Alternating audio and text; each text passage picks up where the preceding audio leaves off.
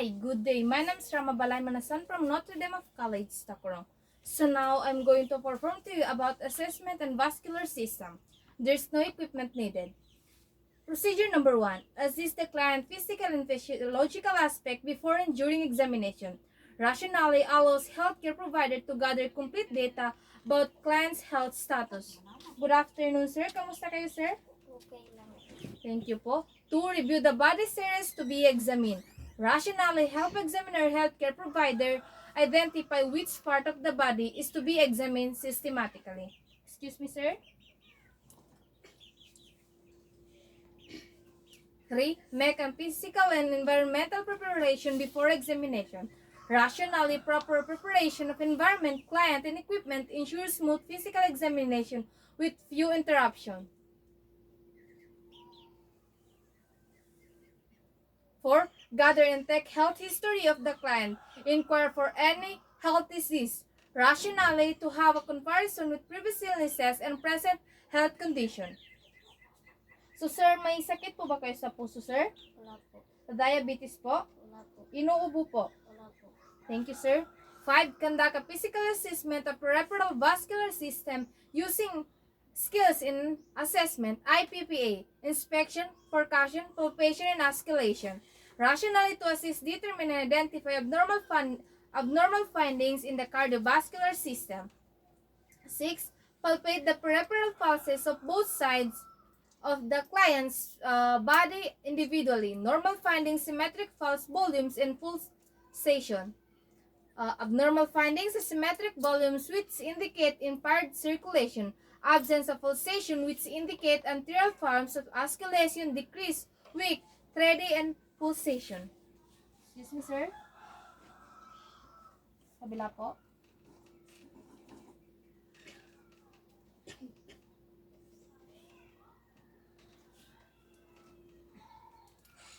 Thank you, sir. 7. Inspect the peripheral veins in arms and legs for the presence or appearance of superficial veins which limbs are independent when limbs are elevated.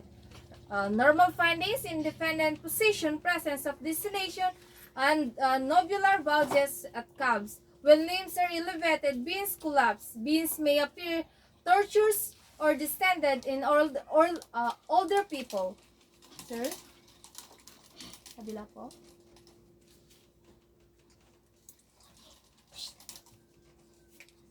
Abnormal findings, distended veins in the tent of lower leg or no lateral part of calf of knee and ankle area.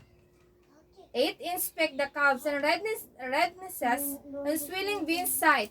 A normal finding should be redness and swelling. Swelling of one calf or leg or both is an abnormal findings.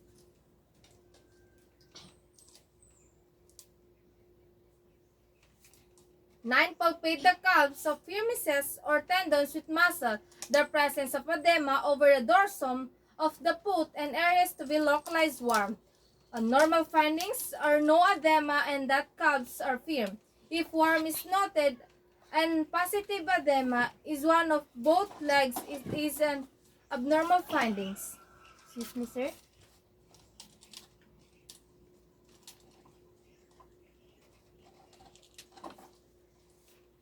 Then, push the calves from side to side to palpate the tenderness. Normal findings is the limbs are not tender. If tenderness is present while palpating is abnormal findings.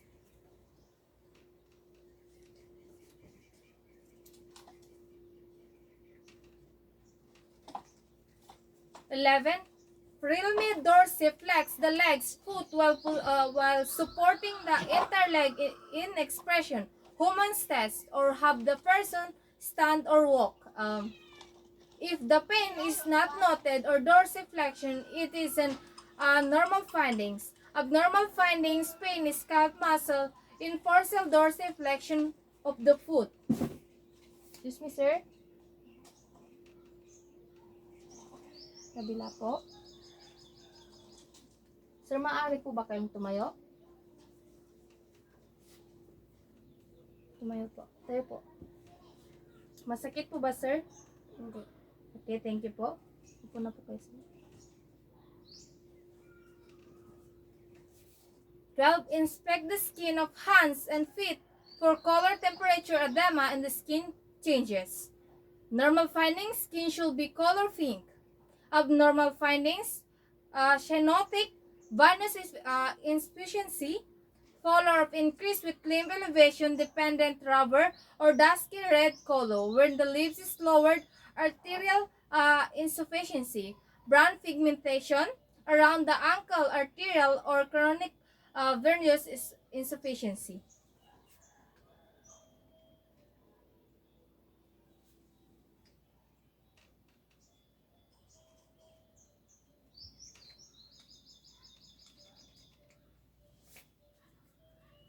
13. Palpate and check the temperature. When skin's temperature is not excessively warm and no edema is present, it is a normal findings. If the skin is too warm or too cold, there is a presence of edema, it is an abnormal findings.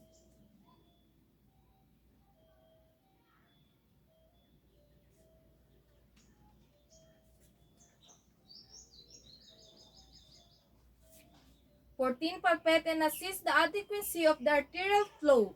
If the skin returns to a normal and color after pressing the palm of the hand is an normal findings.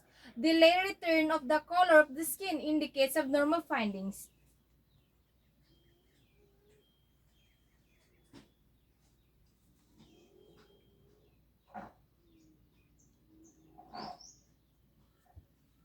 15.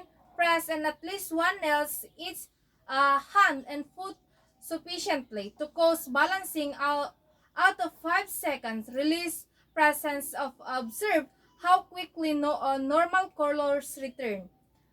If the color return immediately is less than 2 seconds, it is a normal findings. Delay return of color more than 2 seconds indicates arterial efficiency, which is an abnormal findings. Inspect the fingernails for the changes indicate and circulatory impermanent. Normal findings should be pink in color. Blushes discoloration, which indicate cyanosis, and palmes may indicate osculation and arterial venous flow. It is an abnormal findings. Sir, maaari po ba kayong umupo, sir? Bakit?